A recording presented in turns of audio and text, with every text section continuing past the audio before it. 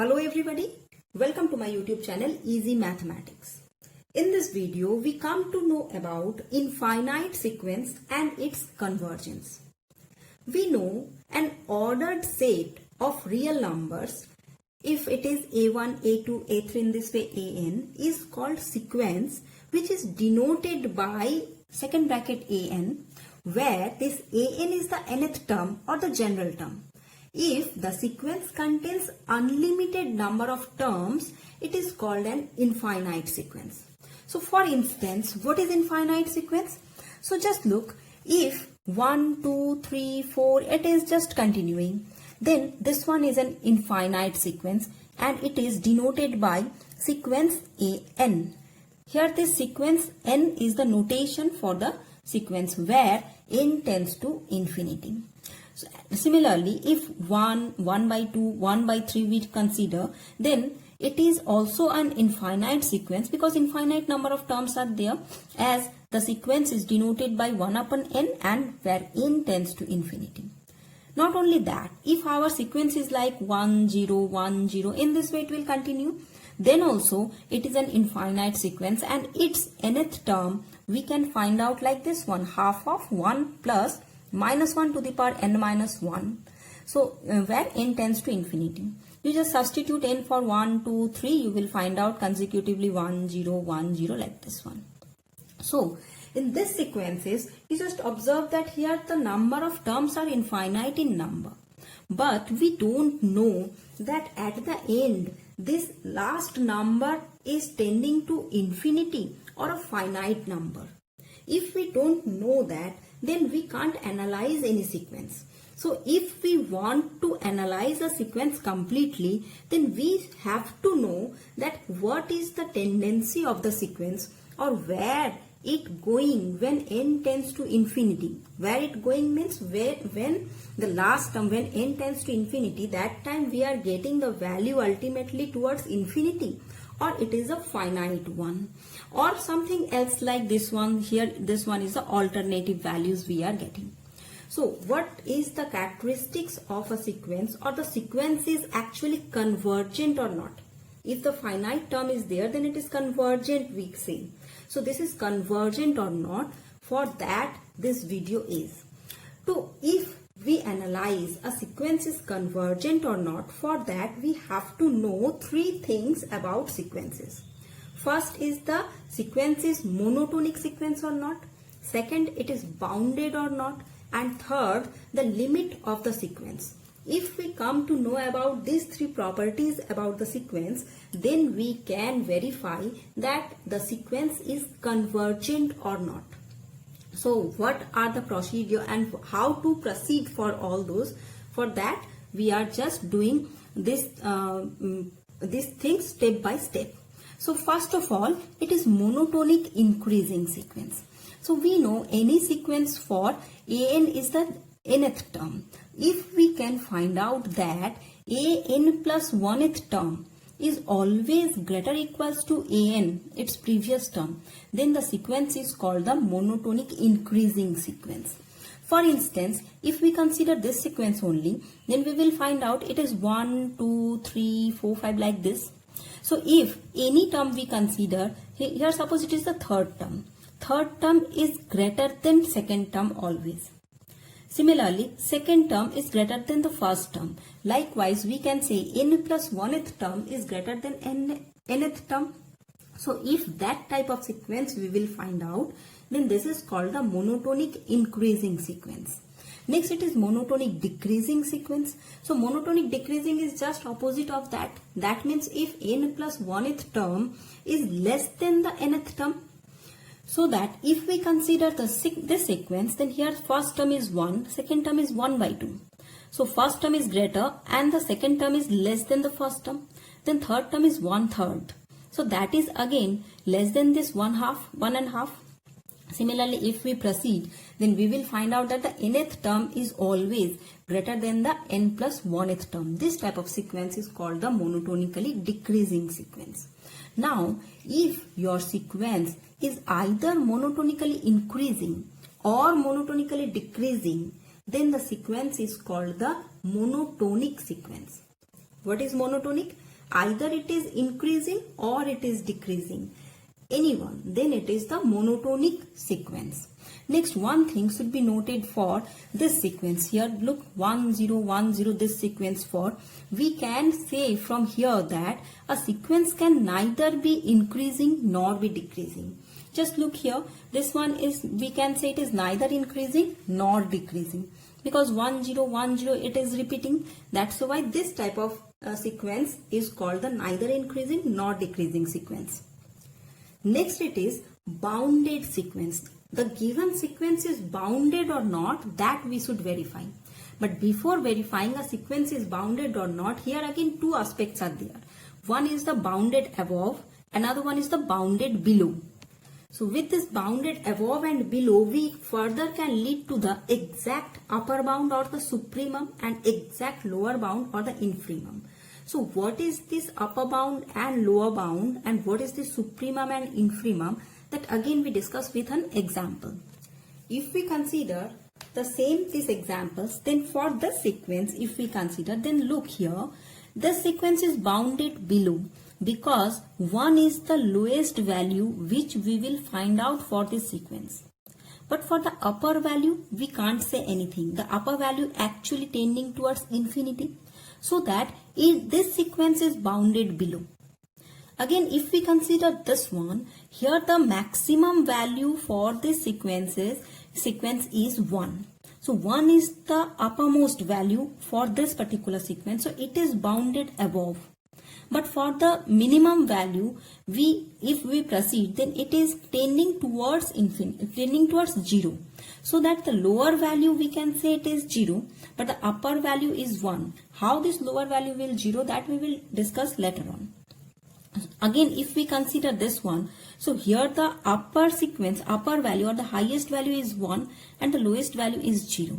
So that we will find out that the sequence is either bounded above or bounded below, or it is bounded from both sides.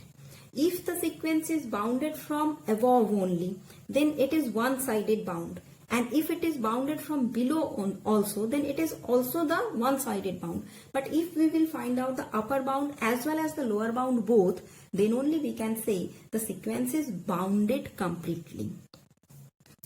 For definition, we can say sequence AN is bounded above if there exists M such that AN less than equals to M for N is equals to 1, 2, 3, and that means it is going up to infinity.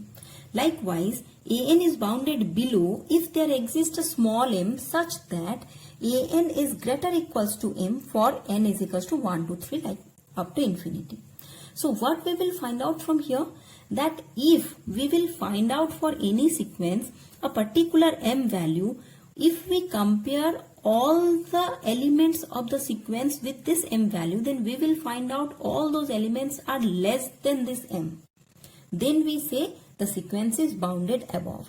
Similarly, if we will find out a small m for which if we compare any value of the given sequence, then we will find out that all the values are greater than that particular m value. Then we say the sequence is bounded below. For a particular sequence, if this bounded above, that means if this small m and capital M both exist, then we say the sequence is bounded. So if we consider one example, then if this one is our sequence, so here the upper bound is what? Upper bound means if we consider n value is the even number. If we consider the n value as the even number, if it is even, then that value we will find out +1. And if n is an odd number, then we will find out the value for this sequence is -1. So we can say the highest value is +1 and the lowest value is the -1. So this one is a bounded sequence with the upper bound +1 and the lower bound -1. Likewise, if we consider this sequence, so in this sequence, what we will find out here, 1 is the uppermost value. So that we can say m is equals to 1 is the upper value, that is the upper bound. And for small m, that means what is the lower value or the smallest value for this sequence, as n tends to infinity, so that something divided by infinity we know it is 0, so that we can say this value is 0. So this is the lower bound for this sequence. So we can say this one is also a bounded sequence, because we can say that this sequence for here the minimum value is 0 and the maximum value is 1. If such type of thing we will find out, then we can say this one is the bounded sequence. Now it is the supremum and the infimum. For supremum and infimum, what we can say? For the suppose this sequence, so here I am telling here that the upper value is 1. If I say the upper value is 2, then also we can say 2 is the value. If we compare any element of this sequence with the value 2, then all the values, all the numbers are less than this value 2. So 2 is the upper value we can say, but 1 is the value which is the lowest among 2 and 1. So among all possible upper bounds, which one is the minimum? That one we can say the supremum of the given sequence. Likewise, infimum is for the minimum value. If we have here 0 is the lowest value. If we say it is -1, then also it is justified. But among all those possible minimum values, which one is the highest? That one is called the infimum. So in this way, the supremum and infimum we can verify. Now it is the limit of a sequence. That one is very important. First of all, I am giving you the definition. After that, I explain that. So the definition for limit of a sequence is a number L is called the limit of an infinite sequence A1, A2, A3 up to infinity if for any given small number epsilon greater than 0, there exists a positive integer n depending on epsilon such that mod of an minus L less than epsilon for all n greater equals to n. That is, we can say limit n tends to infinity, an is equals to L, where an is the nth term for any sequence. If we just explain this one with an example, then if our sequence is this one, then its limit is limit n tends to infinity n. So that value definitely infinity, because n tends to infinity means you substitute n value infinity. So that finally you will get infinity. If your sequence is 1 upon n, then it is tending towards 0. If your sequence is -1 to the power n, then its value are, we will find out two values for this. One is -1 if n is odd, and we will find out +1 if n is even. So in this way we can find out the limit of the sequence. But here you should note that for any function, if limit exists, then it is unique and have a finite value. Any function for limit exists means what? It should have a unique value. If two or more values you will find out for the limiting case, then it is not saying that the limit exists. Limit doesn't exist on that case if we will find out two values for the limit or more than two. So for example, this one, here we will find out two values, so that we can't say that the limit exists for this function. But for these two functions, we say limit exists. This one is the value 0, so this is the finite value, and this one is infinity, so this is an undefined value. Now here we have for some special function of the limiting value, that is for when n tends to infinity, we have so many formulas for the limit. So that formulas are available in any book, but still I am giving you just a glance for these formulas in this video itself, so that if you want to solve any problem for such kind of sequences to find out its convergency, then you can consult with that formulas.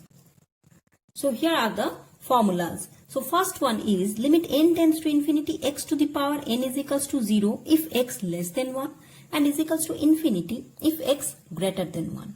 Again, if the function is n to the power 1 upon n, where n tends to infinity, then the value is 1. If it is a to the power 1 upon n, then the value is 1 again, provided a value should be greater than 0. If the function is n factorial to the power 1 upon n, then it is infinity. And if it is n factorial by n whole power of 1 by n, then the value is 1 upon e. Likewise, here if it is the function is n to the power n, then it is infinity. If it is 1 upon n to the power n, then definitely it is 0. And if it is n into x to the power n, then the value is 0, provided x should be less than 1. Now, If the formula is x to the power n by factorial n, then it is 0 for all x. If it is log n by n to the power p, then it is 0 if p greater than 0. Now the most important one, e to the power n minus 1 by n is log a, and if we take instead of n it is 1 by n everywhere, then it is also log a. But look at the limit. Here the limit is n tends to 0 and here the limit is n tends to infinity. And this one is the most common formula that we all know, I think. It is sine n by n where n tends to 0 is 1. Similarly tan n by n where n tends to 0 is also 1. One more thing, that is 1 plus 1 upon n whole to the power n to the power x. Its formula is e to the power x always. And these are the related to the sequence and series which is required for the limiting case. It is limit n tends to infinity, 1 plus 1 plus 1 by 2 factorial plus 1 by 3 factorial. This one is e. Actually, this is the formula for the e to the power x series. This is the expansion of the e to the power x series where x is equals to 1. Likewise, this one is 1 by root over of n into 1 plus 1 by root 2 plus 1 by root 3. In this way, it is 2. And if we will have a1 to the power n plus a2 to the power n plus in this way it is an to the power n whole to the power 1 upon n, then its limiting value is the maximum of this a1, a2, an. That means among this all, which one is maximum, that will be the limiting value. Here you should remember that a1, a2, an, all these are greater than 0. Now, depending upon this limiting values, we can segregate the sequence as a convergent sequence, divergent sequence, or oscillating sequence. If the limiting value is a finite number, say it is L, then it is a convergent sequence. If the limiting value is plus infinity or minus infinity, then it is a divergent sequence. And if more than one limiting value we will find out, then it is called the oscillating sequence. So for example, if we consider 1 upon n, then it is a convergent sequence because its limiting value is 0 when n tends to infinity. So that this one is a convergent sequence because we are getting the finite value. Sequence n, this one is a divergent sequence because for n tends to infinity, we will get the infinity which is a diverge value, which is divergent.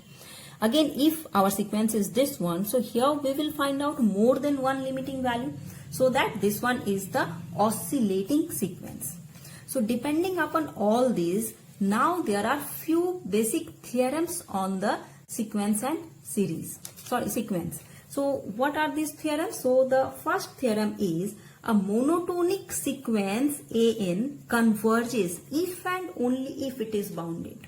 That one is a very important criteria, that any sequence is given. This one, when we say it is convergent, if we will find out that the sequence is monotonic. Monotonic means either increasing or decreasing. So first of all, it should be monotonic.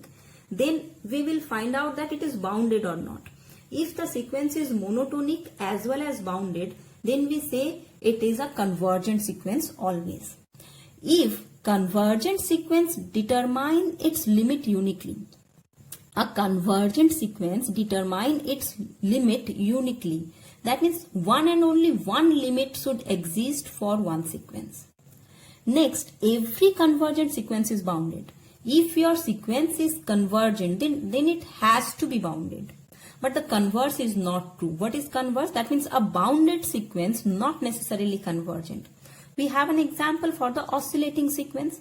Oscillating sequence is a bounded sequence. Upper bound, lower bound, both we can find out. But it is not a convergent sequence. Next, a convergent monotonic sequence, infimum, as it is increasing or decreasing. If your given sequence is the monotonically increasing or decreasing, depending upon that, we will find out the limiting value. That limiting value is actually the supremum or the infimum of that particular sequence, depending upon the sequence is increasing or decreasing. Similarly, the same thing we can say for the divergent sequence also. A monotonic sequence diverges to plus infinity or minus infinity if it is not bounded. So we will find out that if we know that how to find out a sequence is increasing or decreasing, and how to find out that it is bounded or not. And if we are able to find out its limiting value, that means nth term at first we should find out, and for n tends to infinity, what is the limiting value? If we can able to find out all those things for a given sequence, then we can able to say that the given sequence is convergent or divergent or oscillatory. So using this basic methods or basic properties of the sequence, now we do some example to find out or to understand these things better. So hope you understand this one. If not, then go through the video twice, I recommend. So have a nice day and thank you all.